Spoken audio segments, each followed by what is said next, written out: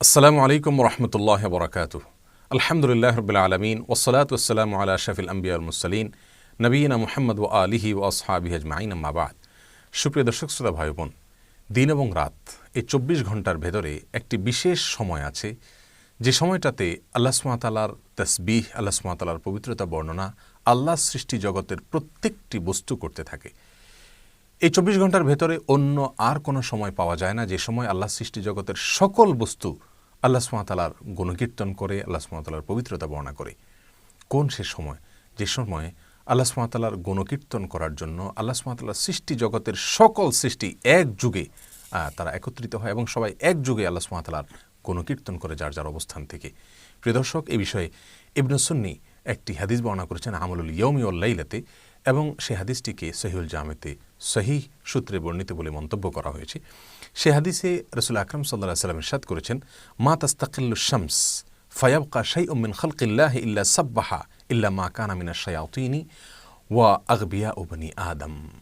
অর্থাৎ সূর্য যখন একটু উপরের দিকে উঠতে শুরু করে, সামান্য আস্তে আস্তে করে উপরের দিকে উঠতে শুরু করে, এই সময়টাতে আল্লাহ সুবহানাহু ওয়া তাআলার সৃষ্টি জগতের যত সদস্য আছে, যত বস্তু আছে, এই সকল সৃষ্টি সকলে মিলে আল্লাহ সুবহানাহু ওয়া তাআলার তাসবিহ পাঠ করে, সকলে আল্লাহ সুবহানাহু ওয়া তাআলার তাসবিহ করে, পবিত্রতা বর্ণনা করে। কোনো কোনো বর্ণনা আসছে সুবহানাল্লাহি ওয়া বিহামদিহি, আল্লাহ তাসবিহ এবং প্রশংসা উভয়টা করে, অর্থাৎ আল্লাহ তাআলার প্রশংসা করে এবং পবিত্রতা বর্ণনা করে।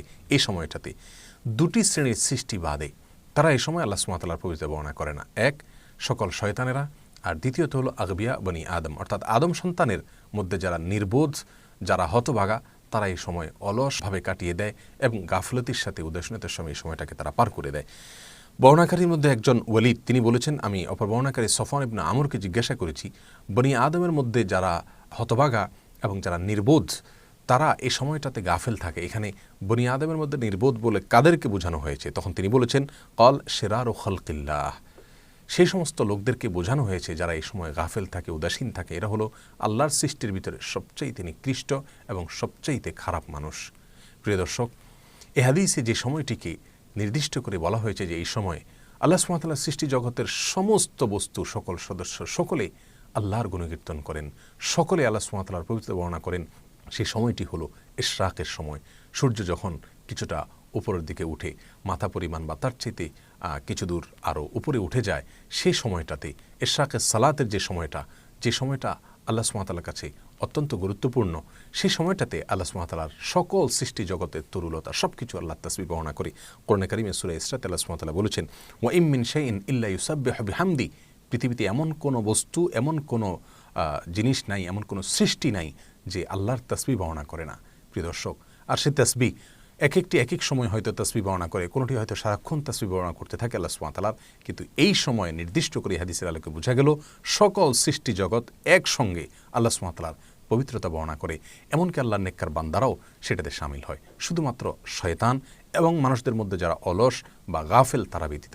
প্রিয় দর্শক, ইশরাকের এই সময়টিতে আমরা অনেক মানুষ ঘুমিয়ে কাটিয়ে দিই, অনেক মানুষ অলসতায় কাটিয়ে দিই, অনেক মানুষ গুনাহের মধ্যে আমরা লিপ্ত থাকি, অনেক মানুষ হয়তো গাফিল থাকি, আল্লাহ থেকে আমরা বেবোলা হয়ে থাকি, আত্মবোলা হয়ে থাকি। প্রিয় দর্শক, আর এই কারণেই আল্লাহ রাসূল সাল্লাল্লাহু আলাইহি সাল্লাম বেশ অনেকগুলো হাদিসে ইরশাদ করেছেন যে কেউ যদি ফজরের সালাত জামাতের সাথে আদায় করে এবং জায়গায় বসে নিজ জায়গায় বসে আল্লাহ তাসবিহ তাহলিল করে জিকির করতে থাকে এবং ইশরাকের সালাতের পর্যন্ত, অর্থাৎ সূর্য বেশ খানিকটা উপরে ওঠা পর্যন্ত 15-20 মিনিট পর্যন্ত জিকির আজকারে মাশগুল থাকে, এরপরে 4 রাকাত সালাত আদায় করে, তাহলে আল্লাহ সুবহানাহু ওয়া তাআলা এর বিনিময়ে আল্লাহ তাআলা তাকে একটি হজ এবং একটি উমরা, পূর্ণাঙ্গ হজ, পূর্ণাঙ্গ উমরার সওয়াব আল্লাহ সুবহানাহু ওয়া তাআলা দান করেন। আরও অনেক ফজিলতের কথা আসছে, কোন কোন হাদিসে আসছে যে এই 4 রাকাত সালাত আল্লাহ সুবহানাহু ওয়া তাআলা এর বিনিময়ে তার শরীরের প্রত্যেকটি অঙ্গ প্রত্যঙ্গের পক্ষ থেকে কাফারা বা আল্লাহ সুবহানাহু ওয়া তাআলার কৃতজ্ঞতা আদায়ের সওয়াব আল্লাহ সুবহানাহু ওয়া তাআলা দান করেন এই 4 রাকাত সালাতের মাধ্যমে। আরও অনেক ফজিলতের কথা বর্ণিত হয়েছে। প্রিয় দর্শক, অতএব ইশরাকের এই সময়টি আমাদের জন্য খুবই গুরুত্বপূর্ণ। এই সময়টাকে আমরা যথাসম্ভব আল্লাহর ইবাদতে মাশগুল থাকি। যদি আমরা ব্যক্তিগত কার্যক্রমে মাশগুল থাকতেও হয়, তবু আল্লাহর জিকির, আল্লাহর স্মরণ যেন আমাদের মাথায় থাকে, সে বিষয়টিকে খেয়াল করি। আল্লাহর পবিত্রতা যেন আমরা মুখে এবং অন্তর দ্বারা করতে পারি, সে বিষয়টা আমরা খেয়াল করি। আল্লাহ সুবহানাহু ওয়া তাআলা আমাদের সকলকে সেই তৌফিক দান করুন। জাযাকুমুল্লাহু খায়রা।